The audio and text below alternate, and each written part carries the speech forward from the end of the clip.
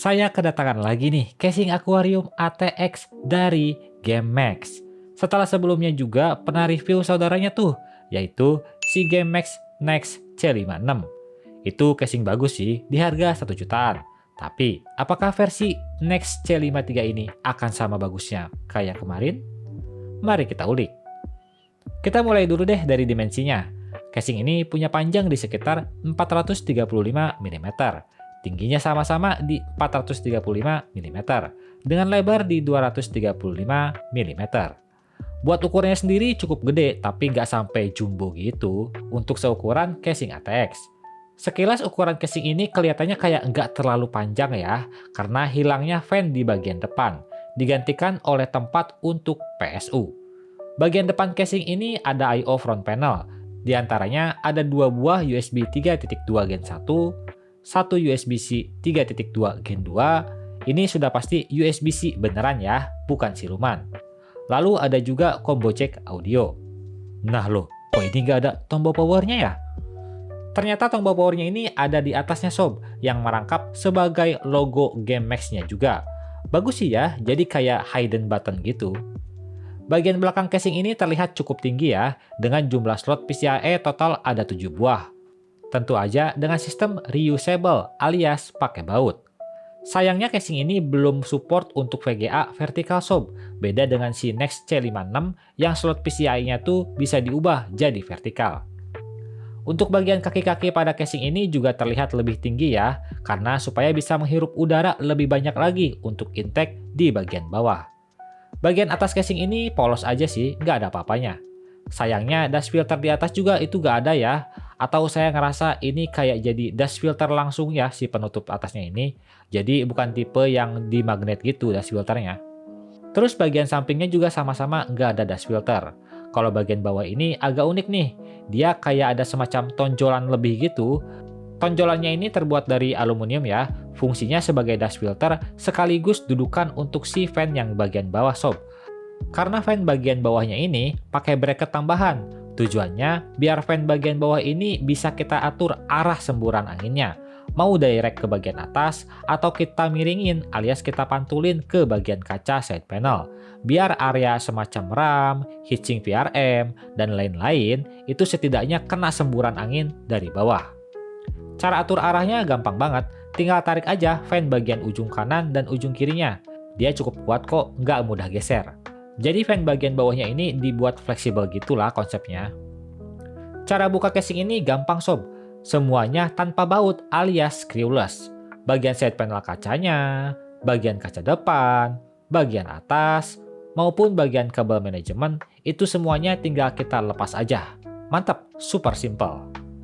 Bagian dalam casing ini luas bin lega, kelihatan banyak banget ya lubang-lubangnya. Karena emang casing ini support untuk motherboard BTF alias motherboard yang kabelnya dicolok di bagian belakang.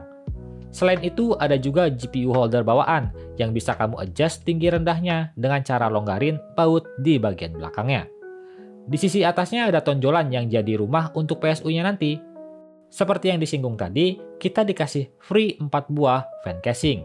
Di bawah 3 sebagai intake dengan tipe reverse, 1 exhaust di bagian belakang dengan tipe forward. Kabel-kabelnya ini khusus ya, sudah tersambung satu sama lain. Tapi untuk kabel ujungnya sudah universal kok, 4 pin PWM dan 3 pin ARGB ready. Jadi aman, misal kamu mau pasang fan tambahan. Modal fan-nya juga ini menurut saya lumayan cakep sob. Bagian pinggir-pinggirannya itu dibuat polos, jadi ring LED-nya bakal kelihatan jelas. Untuk build quality fan-nya juga udah yang bagus punya kok, bukan yang standar.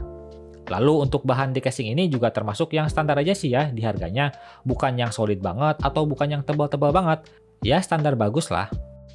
Beralih ke bagian terpenting dari sebuah casing, yaitu dukungan. GameMax Next C53 ini support motherboard ATX tentunya, untuk versi BTF juga support ya. Tinggi CPU cooler maksimal bisa sampai 180 mm. Cooler mana coba tuh yang tingginya sampai segitu? Hehehe. Panjang VGA maksimal itu ada di 425 mm. Semua VGA bisa masuk ke casing ini. Aman. Fan casing 12 cm bisa 3 di bagian bawah, 3 di bagian atas, dan 1 di belakang. Untuk I/O radiator bisa 360 mm di bagian atas aja ya sob. Untuk PSU nantinya ditempatkan di bagian sini ya, dilengkapi penutup pada bagian bawahnya, yang bertujuan buat ngumpetin sisa-sisa kabel yang nggak kepake. Ini asli sih, berguna banget, jadi bikin clean nantinya. Lalu dukungan storage cuma bisa 2 aja ya, di bracket yang ada di belakang mobonya ini. Kamu bisa lepas bracketnya ini sob, lalu pasang satu buah HDD 3,5 dan satu SSD 2,5 atau 2 buah SSD 2,5. Lalu untuk bagian ruang kabel manajemen sih kayaknya nggak perlu banyak dibahas ya, karena udah jadi jaminan bagus lah casing ATX di harga segini mah. Lubang-lubangnya banyak, ruangnya lega, jadi walaupun kamu masih awam, nata kabel di casing ini nggak ada kendala sob. Baiklah, seperti biasa, saya akan rakit PC di casing ini. Lalu saya akan bagikan pengalaman rakitnya, beserta saya akan sebutkan juga hal-hal yang saya sukai maupun kurang saya sukai dari casing ini.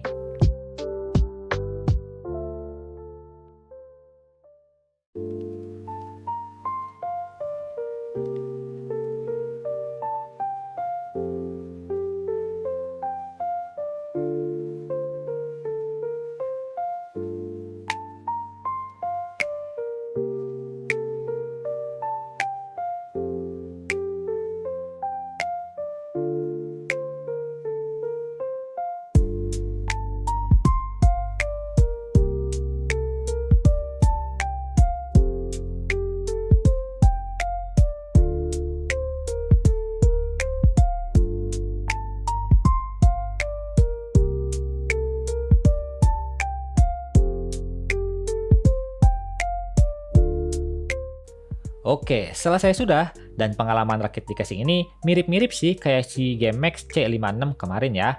Sama-sama mudah aja sob, karena emang casingnya ini lega bukan main.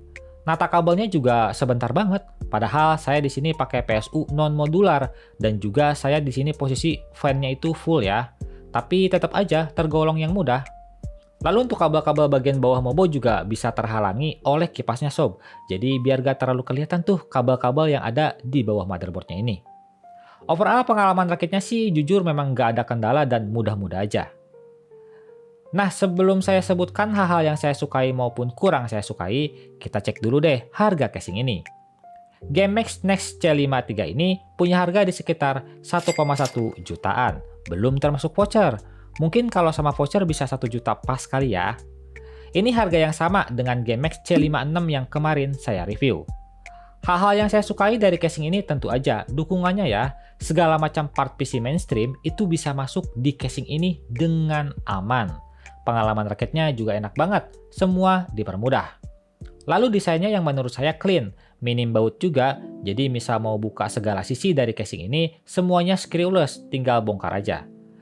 Tapi untuk fan bagian bawah ini yang bisa di-adjust naik turun, itu menurut saya agak gimana gitu ya. Entah itu berguna banget atau enggak, tapi ya nice to have aja lah. Lanjut untuk hal yang kurang saya sukai. Ya nomor satu tentu aja ada di harganya. Ini harganya sama banget kayak si C56 kemarin, yang mana bagi saya pribadi itu C56 ngasih value yang lebih daripada si C53 ini. Di antaranya bisa vertical GPU, dash filter yang lengkap, dukungan storage-nya juga bisa lebih sedikit lah. Jadi saya agak bingung juga sih sama si posisi C53 ini. Harusnya secara spek dan fitur, si C53 ini ada di bawahnya C56, tapi kenapa harganya bisa sama? Kalau si C53 ini bisa dibuat lebih murah lagi, saya rasa lebih oke ya, biar gak senggol-senggolan aja sama saudaranya. Terlebih kalau harganya sama tapi fiturnya malah nggak lebih baik daripada saudaranya, itu malah jadi aneh bukan? Tapi ya itu semua balik lagi kepada teman-teman ya, apakah casing yang lebih clean seperti C53 ini lebih menarik daripada C56 yang lebih besar dan rame? Monggo, tulis aja di kolom komentar. Like video ini kalau kalian suka, nggak usah di like juga gak apa-apa, tapi minimal tinggalkan jejak kalian soal casing Aquarium 1 ini.